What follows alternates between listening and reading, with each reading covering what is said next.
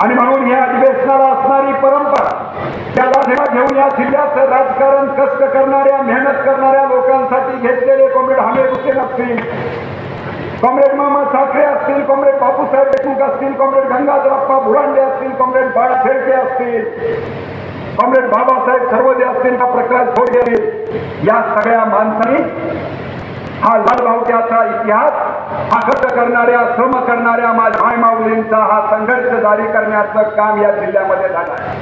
आणि म्हणून एक वेगळी भूमिका या अधिवेशनाला आहे. ज्या संख्येनं माझ्या माता भगिनी या ठिकाणी उपस्थित झालेल्या आहेत, ज्यांना रोज काम केल्याशिवाय आपल्या घरची चूल भेटत नाही, अशा कष्ट करणाऱ्या माझ्या रणराज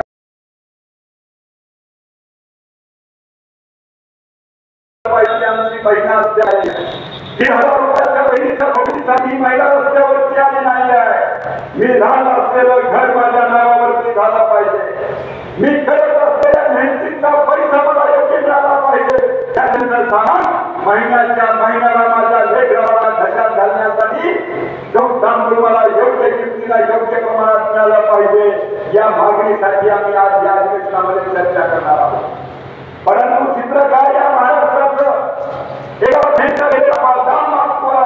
राहण्यासाठी घर बाजू आहे, दुसऱ्या बाजूला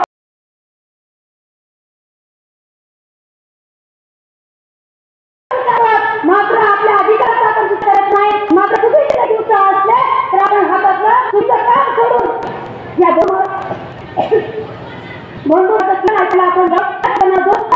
हे महाराज सांगत नाही.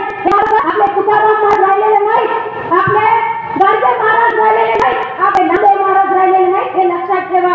खरे महाराज आपले हे होते. आणि आता महाराज हे धंद्यावाले महाराज, हे पैसे कमवणारे महाराज आहेत, जे की लाख रुपये कीर्तन करण्यासाठी घेतात आणि आमच्या महिलांच्या हे करण्याचं काम त्यातून बाहेर निघा. आपल्या अधिकारासाठी, आपल्या मूल गरजांसाठी, आपल्या रोजगारासाठी, आपल्या पगारीसाठी, आपल्या लेकरा बाळांसाठी आपल्याला घराच्या बाहेर लागणार आहे. लाख झेंडा घेऊन त्याच्याशिवाय आपल्याला पर्याय नाही. कारण की आपण बघत आहात महाराष्ट्रामध्ये एक वॉशिंग मशीन